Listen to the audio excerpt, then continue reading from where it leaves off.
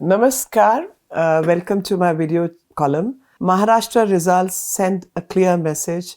People want prosperity, not papaji ki jaagir.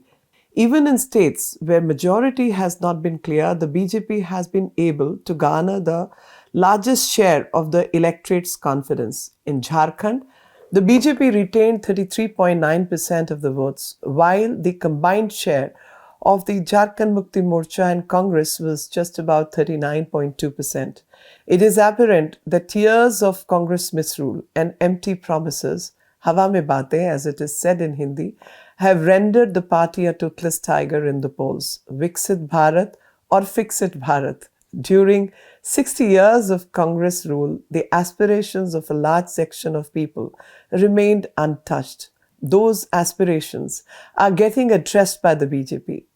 Wherever they have been voted into power, they have utilized their time to serve the country, to serve the people, to serve the masses.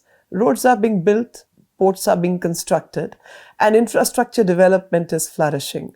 The year-end review of 2023 shows that the national highway network has increased by 60% from 91,287 kilometers in 2014 to 1,46,145 kilometers in 2023. Rail connectivity has also grown. In the last 10 years, 31,000 kilometers of railway track, the equivalent of Germany's entire network, has been added. In addition, 44,000 kilometers of track has been electrified under 10 years of BJP rule, compared to a total of 60,000 kilometers in 60 years under the Congress rule. The Vande Bharat trains are connecting obscure towns with larger cities. The biggest Vande Bharat achievement is the sleeper train set to launch in January 2025, which will connect the national capital to the winter wonderland of Srinagar. Power availability in rural areas has increased from 12 hours in 2015 to 20.6 hours in December 2023. The All India peak shortage has been reduced and overall power generation has been increased to meet the demands of the burgeoning economy. The BJP has not wasted the opportunity given to them by the people under the dynamic duo of Prime Minister Narendra Modi and Home Minister Amit Shah. The BJP has infused party workers with enthusiasm, and thus the whole team is driven to work day and night.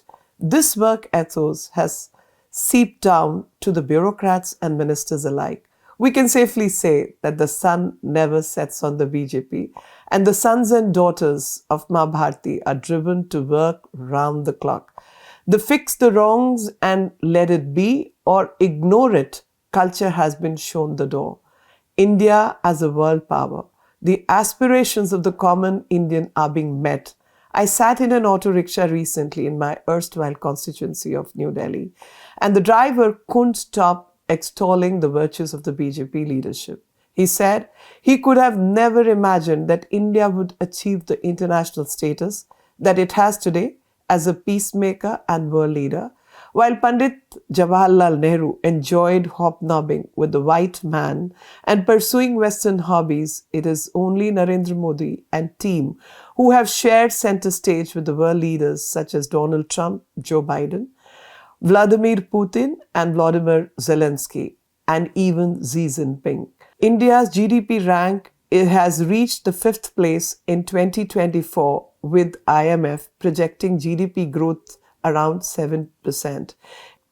India's economy has gone from the fragile 5 to making it to the top 5. This has given aspirational India hope that we could even reach 3rd place.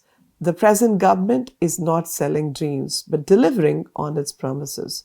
It is turning dreams into reality. This is where the difference lies between erstwhile governments and this one. The Congress has lost the financial capital of India due to their divisive politics. Promise makers or breakers. In Himachal Pradesh, led by veteran Sukhwinder Singh Sukhu, the Congress promised to give 1,500 to every woman above the age of 18, but they haven't delivered. They promised 300 units of free power, but reversed the BJP scheme of 125 free units, and even levied a cess on electricity consumption. Promises to start mobile medical clinics and allocate rupees 680 crore to fund apple growing startups remain empty promises. In Telangana, the Mahalakshmi scheme was supposed to provide 2,500 rupees to every woman, but instead, it seems the state is being used as an ATM by the Congress to fund elections elsewhere. In Karnataka, the state government is now talking about revising or revisiting the free bus travel scheme for women because of drying coffers. There is greater sense of credibility with Modi Sarkar because it is delivering on promises, not raising false hopes and then dashing them later. The Congress has often promised freebies or rebadi to buy votes.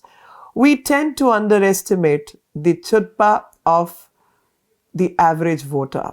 They are no longer fooled by empty talk selling pipe dreams. In Himachal Pradesh, the Congress-led government has emptied the coffers with promises to pensioners, while there's no money to pay the salaries of current officers.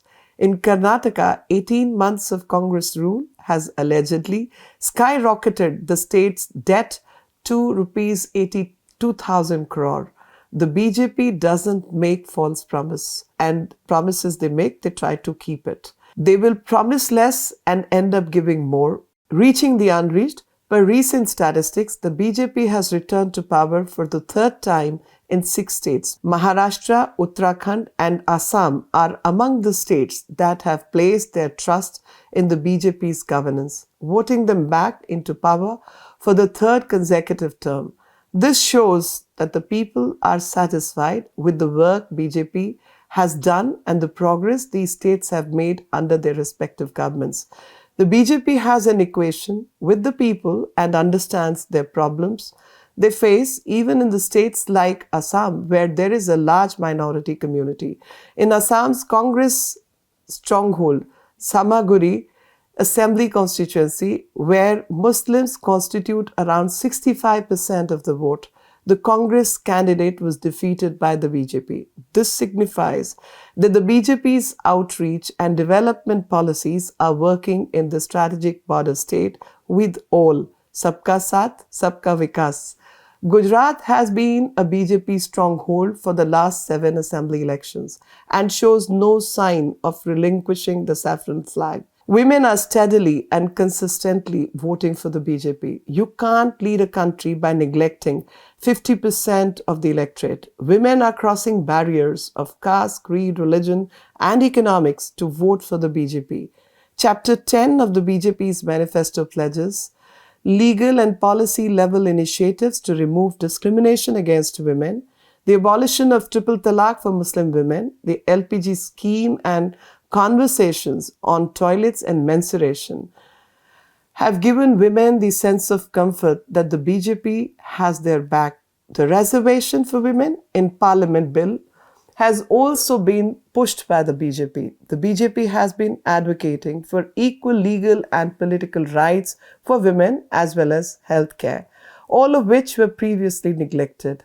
Under 10 years of the BJP governance, the skewed sex ratio has been corrected. Exit polls conducted by the Axis My India showed that women voters in Uttar Pradesh and Rajasthan preferred the BJP over Congress. The narrative is changing to women-led development and increasing the participation of women in all decisions.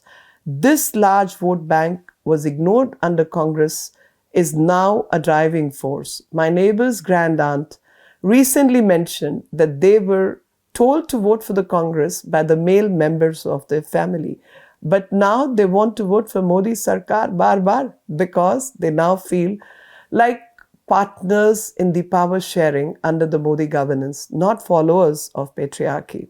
Beyond caste and dynasty, the BJP is transcending the outdated caste divide to garner votes across all demographics.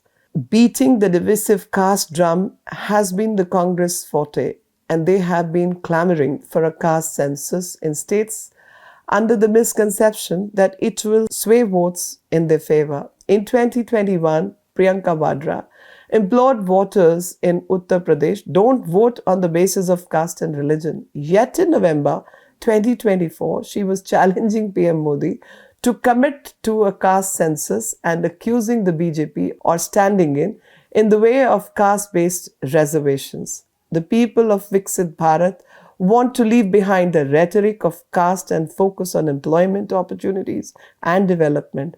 They don't want to take a backward step into divisive caste politics. Jati and Biradari are looked at during times of marriage, not when shaping the narrative around employment and economic progress.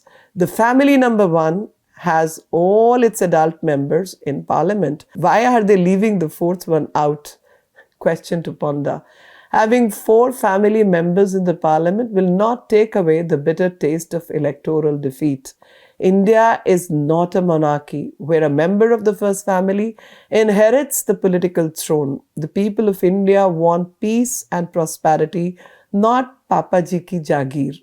And this has been exposed in the recent elections in Maharashtra.